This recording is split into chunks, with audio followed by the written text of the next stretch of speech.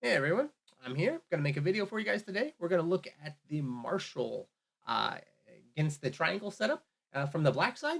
And this is a game from Sideshow Bob, who is a member of the Chess Goals Discord. And we're going to do this game analysis and hopefully learn from him his mistakes.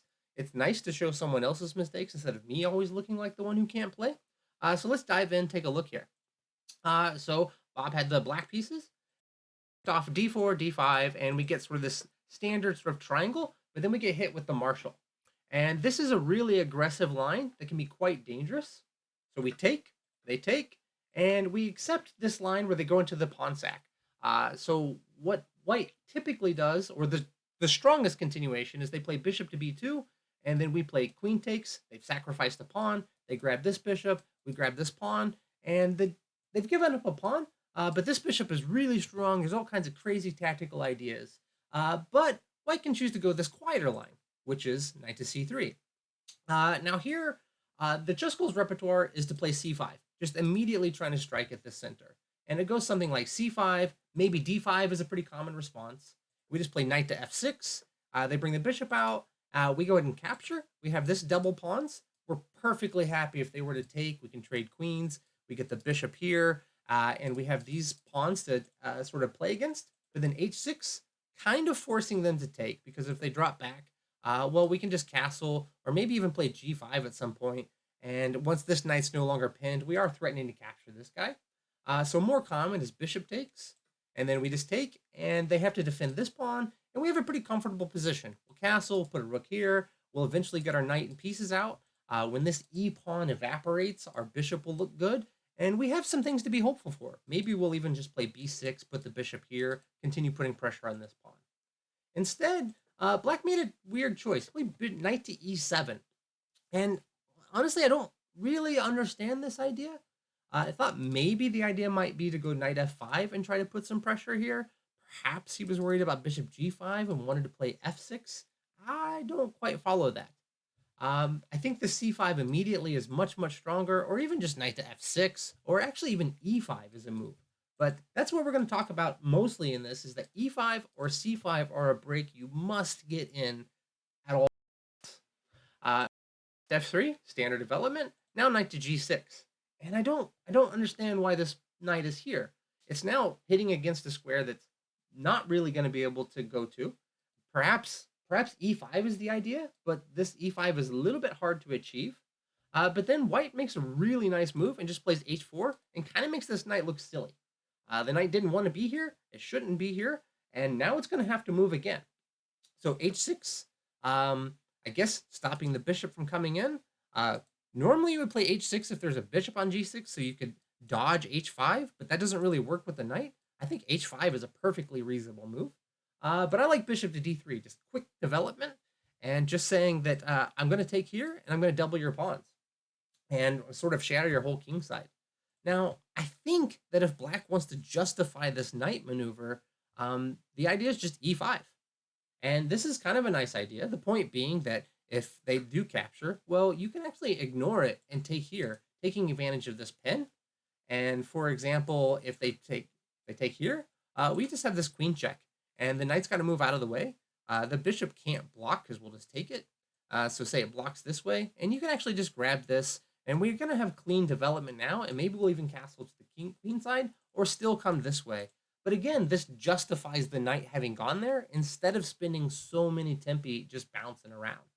Instead, after bishop to d3, he chose to go back. And now we've spent 1, 2, 3 moves, and we still only have our knight on e7. We could have spent one move and put the knight on f6, and then maintained our development on the rest of the board. But as it is, we have a dangerous deficit in development here. Just castles, knight to d7, I guess planning to put this knight here, bishop to f4, and again, knight to f6. Can't really fault this move, but I still want a castle, or this knight actually sets pretty well on d7. We want to play one of these two moves, and this knight does a better job of supporting those than it does from f6. So I think something like castles, maybe if a3, we can just grab here, takes, I want to play b6, and I'm trying to get this c5 maneuver in. So say bishop c2, trying to come out this way, and then maybe I'll just play bishop to a6, put the rook on the c file, play c5. This is the kind of idea that we got to get. And these knights are kind of doing better from here on these central squares than they would do on f6, for example. But instead, after bishop f4, knight to f6 was played. Now a3, dropping the bishop back, totally fine. Takes, and now rook to c1, which is a move I don't really understand what rook to c1 is doing. Perhaps, I don't know what it's doing. I wouldn't put the rook here. I would probably move the queen, try to put the rook over here. I have a serious looking kind of attack. My pieces are all kind of headed over in this direction. I want to control over the e4 square, maybe try to play knight to e4, exchange this guy off. Black's got a castle at some point, although they're still really far behind in development. So bishop d7 happens. Now b4. Again, white seems to really be playing on this queen side, but I think that's probably the wrong way.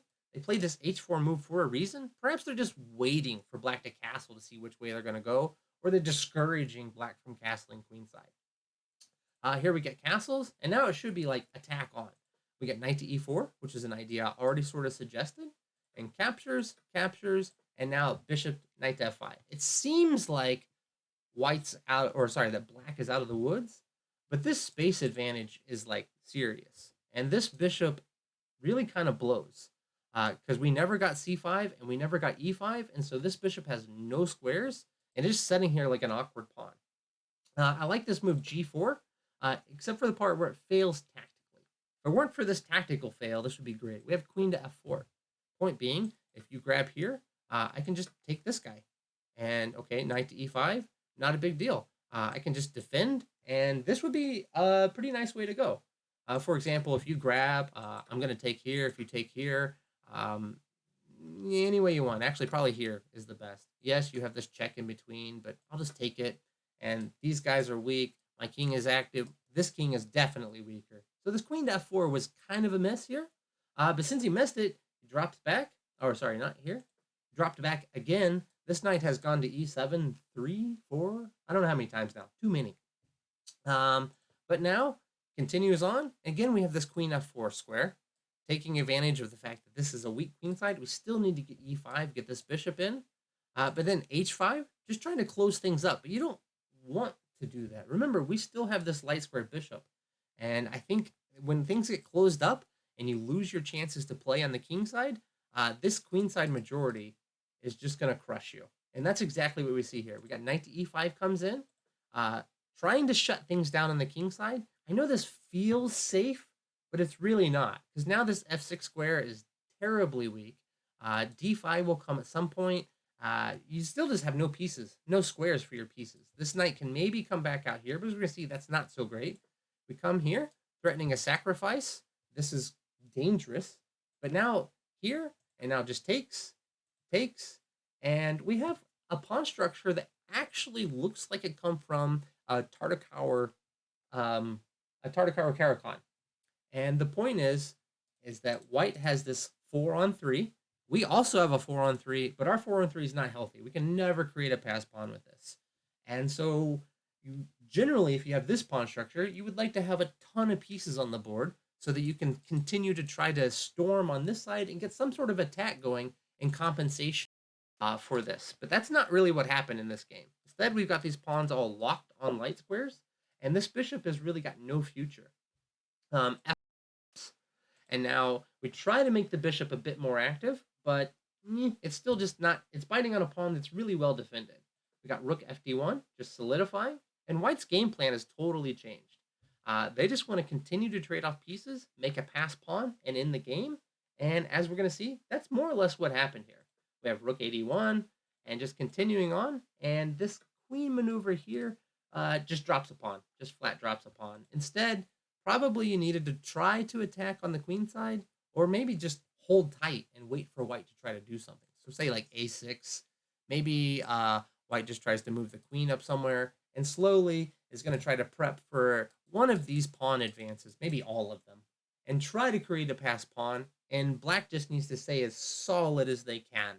But queen b8 just drops a pawn, and now things are probably pretty much over, because we have a really clean extra pawn. Clearly black is never creating a pass pawn now, and gives a check, jumps out of the way, and happy to make trades, because the more trades, the stronger this queenside majority is, and just continues on, and the pieces continue to drop. The pawns make progress, drops another pawn, the king is healthy, and this is pretty clear that these guys are totally unstoppable. Yes, you can maybe get a little bit of counterplay, but this is much, much too slow. You can't stop this pawn, and the game is over. And I think this is a pretty clear example of what happens when you get this sort of Karo-Slav structure, which is what we have here. These two pawns versus these two pawns is a pretty typical Karo-Slav structure. And if black is going to survive, they have to get e5 or c5. And one of the downfalls of this particular sort of slow approach of dropping the knight back, and why this is not the most challenging line, is because black can play those two moves immediately. Either one of them is fine. We prefer c5 in the ChessGoals repertoire, but you can actually play e5 as well. Look something like here. If you take it, well, this is probably no good. You're forced to go like this. We get bishop f5. See, we sacrifice the pawn. We have super clean development, and we've taken away the right to castle. Our pieces are going to fly into the game. We can maybe capture here at some point and just have weaknesses to boot. Maybe we can play here, get the knight here, bring this rook in, and we're going to have really nice play against these pawns for sure. Anyhow, I hope you guys found this instructive, and we'll see you next time. Thanks a lot. Bye-bye.